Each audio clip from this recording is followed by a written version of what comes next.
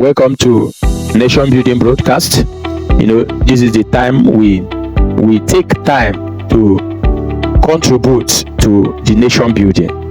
Actually, we might not be in the Senate nor in the House of Assembly at the moment, but we believe that this message will reach the governors. This message will reach the presidents of nations, presidents of African nations.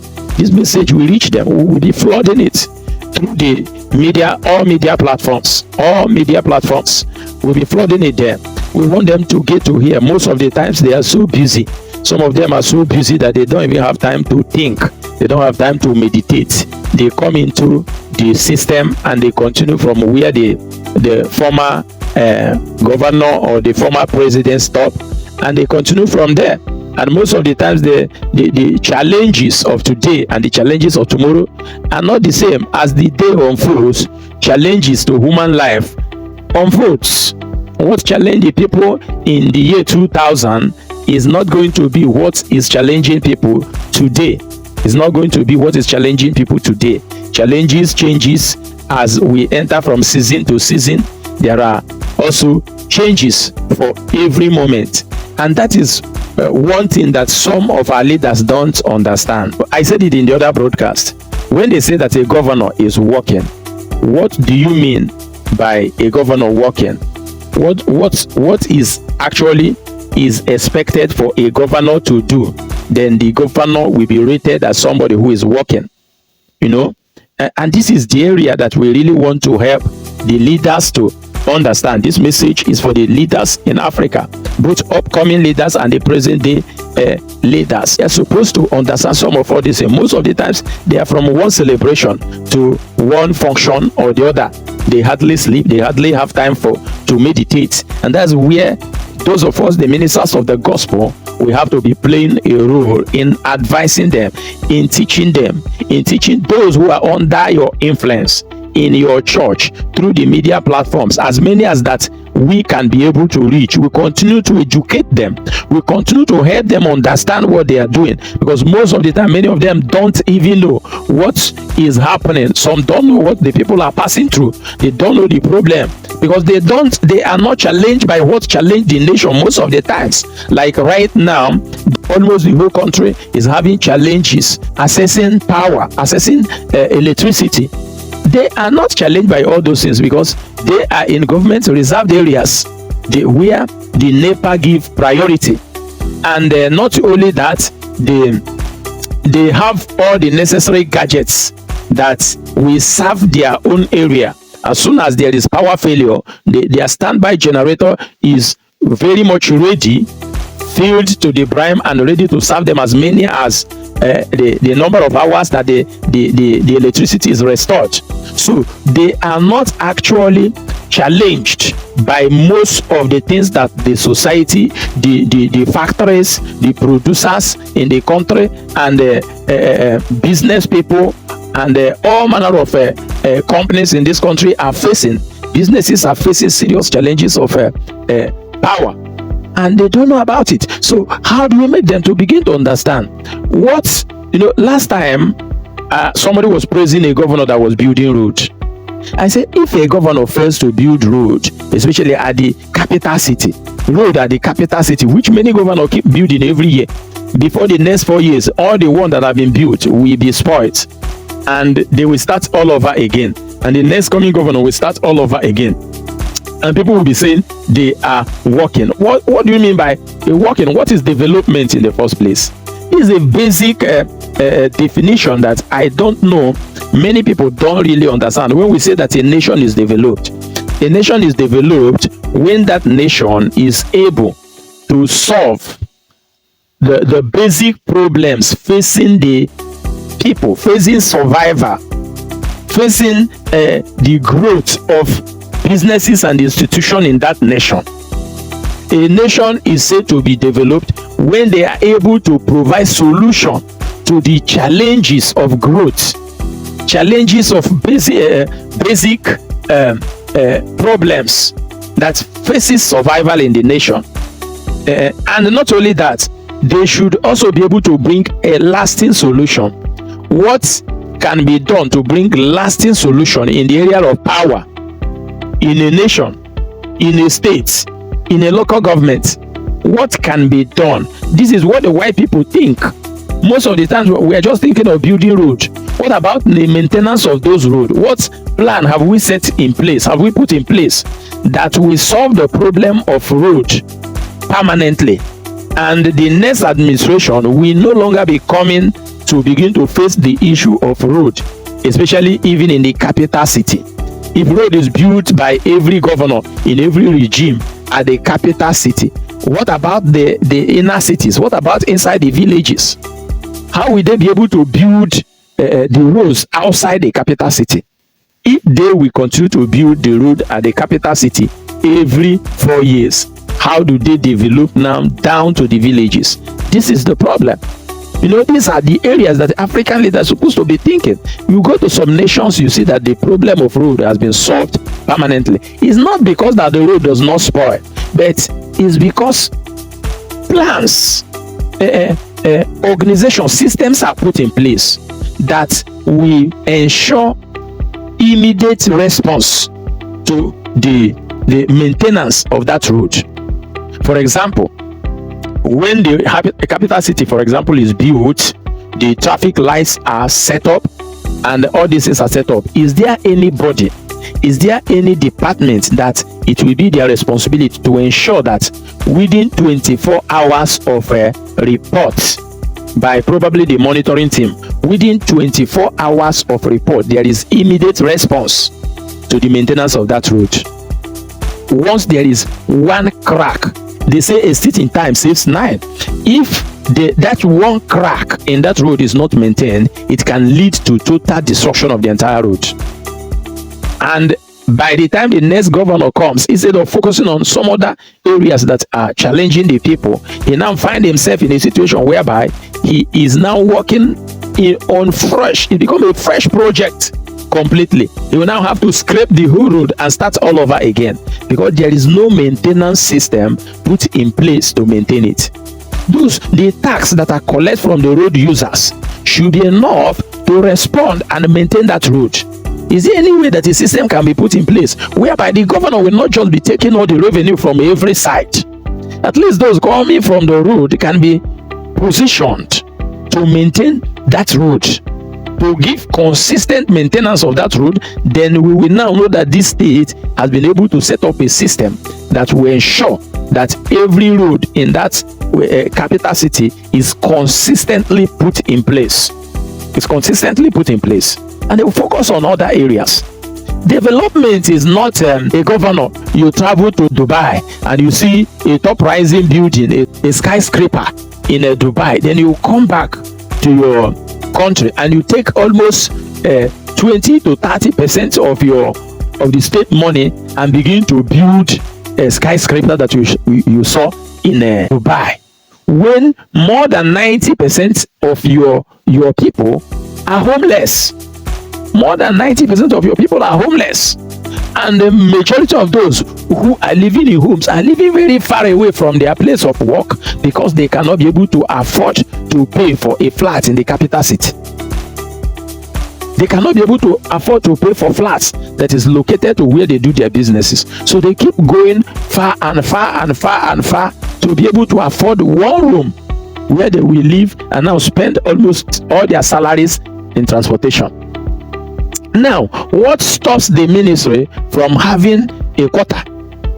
The white people that lived in this country, the quotas they build then, people are still occupying it today. You go to the quarters they build for their staffs, people are still occupying it, comfortable quarters. Then what stops the Ministry of Education from having quotas? What stops from the Ministry of Transport having quotas? What stops from the Ministry of different ministries having different quotas where they put their staffs? Every member of the staff must be housed. You don't such plan. That is what you do. Then you now know that you are solving the problem of the people. Most of the times we will be challenged on food, and somebody is constructing a rail line. The food crisis is on, and somebody is signing contract to start a rail line. You don't understand development. You don't understand development. I've said it. The problem, the crisis we're having today is many years of neglect. Many years of neglect of production. Neglect of production. Neglect of food production. Clothes production. These are basic necessities for life. Food production. Clothes production. House development. Provision of job. Provision of job, because if the government invest and support small and medium scale industries, there will be job. We are ruling out graduates in millions, in hundreds of millions on yearly basis, and no job has been created for the past 10 years. Not even one single job has been created. Recently now, from a lot of policies and things that were done by most state governors, they destroyed a lot of jobs, destroyed a lot of businesses, and all those businesses has been, all those workers in those areas have been thrown into the streets. This is another trouble that is cooking to explode one day. This trouble that the political class are building in this country will surely explode one day. Forget about the few psychopaths that have been paid to be defending anything, that any policy, any mistake that is done by the ruling class. They have learned the propaganda of sponsoring and raising psychopaths that will always stand to defend them, start to prove what they are doing. Many of them are okay because they have that as a job, but you are destroying the country, you are destroying the nation. You are securing the future of your children for. You are securing the future of your children and destroying the future of the country. And you think you are wise in what you are doing. You think you know what you are doing. Food production has been neglected. A lot of crisis has been going on in the areas where food is being produced. Governments have not, seen it as a challenge until you even increase the so-called minimum wage. You will make it even 10 million, but there will be no tuber, not a single tuber of yam in the market for anybody to buy. There will be no single bag of rice in the market for anybody to buy. And you continue to increase their salary, but you go to the market, you will not be able to see one tuber to buy. It is at that time that you know what you have cost over the years. A lot of people are talking. Anybody who talk and try to correct and try to bring solution and try to make a constructive, positive criticism, the ruling class with all their the psychopaths that defend them will come heavily and attack the person and want to destroy the person. Where are you taking the country to? Which future are you building for those your children you are packing all those money for? Which nation are you building for them? Which nation are you going to live for them? Is it the nation that you destroy, that you expect them to come and live inside? Or you want to establish them outside and this country will be completely destroyed? I said it in the other production that every political class need to believe in this country in order to do the right thing. Development is understanding the need of the people and working towards a permanent solution of that problem. It's not just solving the problem, but bringing about permanent solution to that problem. Consistency in that solving that problems. Consistency in solving the problems. Let every ministry have a quota. All the government ministries. Then that will definitely going to make a lot of houses available. That's going to create serious competitions. Build, even if it's two-bedroom flats for all the workers. Nobody should be neglected. If you don't have the resources, if there's nothing they are doing for you, then there's no need of employing them. But if they are doing something for you and you have employed them, then there should be provision of where they will stay that is close to that working place. Very close to that working place. And not only that, when you build it, then there will be vehicle. If it's a little bit far from the working place, then there will be a vehicle to convey them to work. That will come on time and carry them on time, and they will go there and work. That is development. We cannot be having food crisis and you are building bridge. We are having food crisis and you are building railway line. We are having food crisis and you are building airport. We are having food crisis and you are building skyscraper, hotel and skyscraper. Go and empower food get tractors, map out areas, build a standard farm that produce rice there, give it out to private owners that will begin to pay government instrumentally until they have finished paying for it. And by the time you equip them with the necessary technology, even if it's one farmer can handle a whole state if is technologically equipped. If a farmer is technologically equipped and enough area is provided for him, one farmer can produce rice that will be more than enough for a state in a developed nation. Go to China and import that technology. Go to developed nations and import that technology. This is the kind of thing you can borrow for. These are the kind of thing that if you borrow for, then it will reflect in the economy immediately. By the time you put it working, it will reflect on the economy. Give loans to the farmers. And when I talk about loan, it's not just giving 2 million, 10 million to the farmers. 10 million is nothing. You only produce another small farmer when you give 10 million, when you give 20 million. And these are the things that government find it difficult to do, bank find it difficult to do. So that is not even empowerment. If you want to empower a farmer, what you do, go to developed nations, study the technology. One farmer can give up to 2 trailer load of rice every day if technologically empowered. If technologically empowered in a very large scale, provided by the government, give it out to somebody, and the person will begin to produce there and begin to sell, and he will be paying that money gradually, and the government will give him all the necessary protections, all the necessary financial provision for those technologies, and the person will employ. So many of our people that went to some developed nations are working in the farm. Some are working in apple farm, some are working in rice farm, some are working in a maize farm, some are working in different kind of farms. And as they are working in those farms, they have all the necessary allowances. They have gratuity plan. They have all the protection that give job security is made available for them. Then you see them working with all their hearts undistracted. They come back here and you see that they are living very, very okay with that job.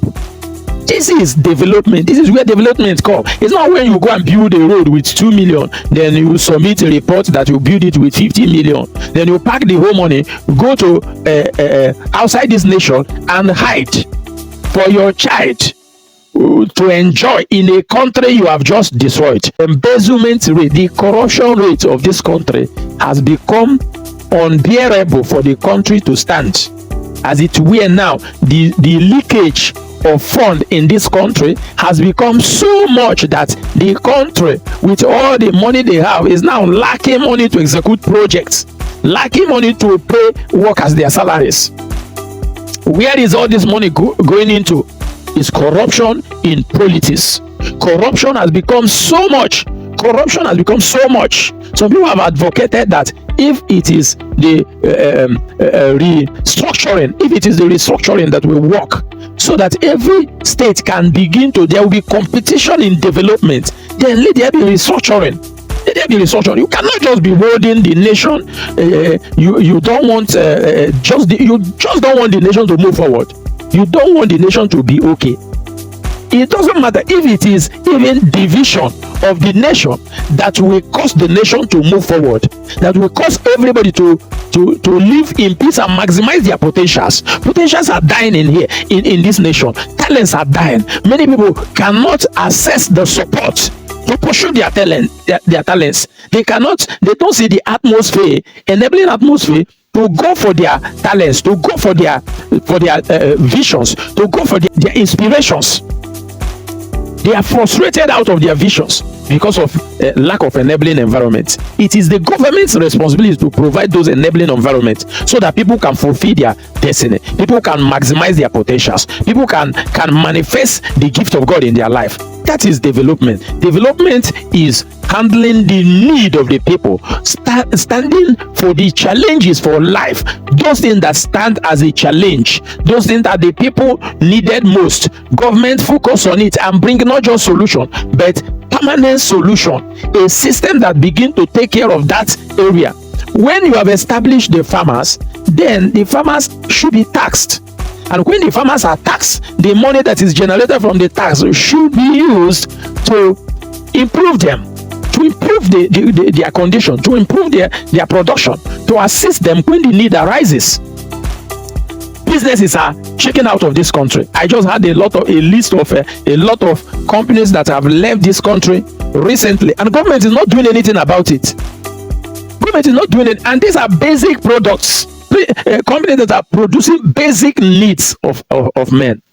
Many of them have checked out of this nation, and government is just comfortable. Government is just relaxed, and you think that nothing is happening.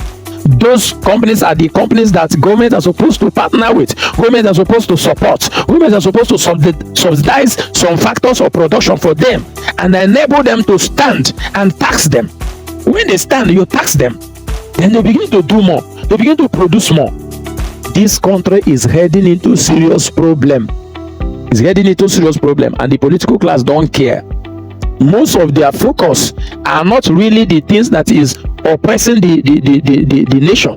Most of the area where they focus are not the need of the people. There is serious food crisis now, and people are clapping for a governor that is constructing bridge. People are clapping for a governor that is building airports. Have we finished using the airport we have? It's because of insecurity on the road as a result of frustrations, lack of job, lack of just a means of livelihoods. That is the cause of most of the insecurity in the country. And rather than addressing some of all those things that is causing the problem, we are there building airports, building hotels. I mean, the basic needs are not being handled because most of you don't know it. And that's the essence for this program. This is a time we advise the ruling class. Solving the problem of the people is development. It's not when you go to Dubai that have solved all the problem of road. They have handled every problem that has to do with water supply. They've handled every problem that has to do with food security. And they are now rising building. They are now pushing down old buildings and building bigger ones. And you now come back, you went and begin to destroy houses when the walls available are not enough. When there are a lot of undeveloped areas that you can go and build a satellite tower. If you want to build a new city, if you want to build a new market, take it to all those undeveloped areas and build it. Because the houses we have is not even enough. Not to talk of pulling down and building the one you saw in Dubai. And as you are doing it, a lot of basic needs are crying unattended to. You know, that is why we are coming online in this nation building to suggest we continue to contribute our part in advising the ruling class. Let them understand what the people need, understand the problem that is facing the people, and think of permanent solution. Most of the times the challenges facing Ghana is different from the challenges facing Nigeria, and as a result the solution will definitely be different. So let priority be given to the need of the people and the permanent solution. I didn't say just solution. Permanent solution includes not only how to build, but a system in place that will ensure immediate response to maintenance of those things that have been built. The last governor of a state built traffic lights in all the major roads in the state, and before the expiration of his tenure, all the traffic lights have stopped working. When the new governor comes, they are now starting the traffic work all over. That means you have built, but there was no system in place for maintenance. So we want to encourage the ruling class. This program should be made to go viral. Let it reach to the ruling class. Let them think of how to develop this nation. Let them think of how to provide solution. Right now, food is a major crisis, and this is accumulation of negligence of many years in the area of food production. Negligence of many years. You build a lot of housing estate in your area, but you never made any improvement in the area of agriculture. Can any state government be challenged to produce their own food? Can any state government be challenged to produce their own food? Even if you don't export, produce your own food. Produce your own food. Produce the food that is needed by your people. Develop your agricultural sector. Channel your energy in that areas, and let there be results in the area of food production. Can it be done? Can any state government be challenged in the area of housing development? provide house for all your employees. I'm not talking about everybody in the state. Everybody under the employment of the government, from the local government to the state government, should have a free house built to them. Take it gradually. Take it in a space of 10 to 20 years from their salary. But build at least 2-bedroom flat for them. Have a quarter for them. Have a quarter for them. Praise the name of Jesus. Oh, hallelujah. Thank you, glorious God. Thank you, glorious God. If you go to Ghana there, Cameroon there, nobody said generator in Ghana. Nobody said generator in Cameroon. Nobody said power bank in Ghana. Nobody said power bank in Cameroon. They've developed their power sector. They've developed their power sector. In this nation, what is the problem? Who are those holding this nation backward? Who are those? Are you telling me that the resources cannot be able to do all these things? Let this nation be restructured so that everything will be organized and everybody will be happy. Only the essence of having a nation that is always full of trouble, full of issues. Even if you are the president and your nation is always full of issues, what kind of nation is that? Look at how our political class are now running like thieves. They're not running like thieves. Many of them can no longer even travel with police convoy, police escort. Now is now military escort because of this security. Almost every one of them is seen like a criminal now.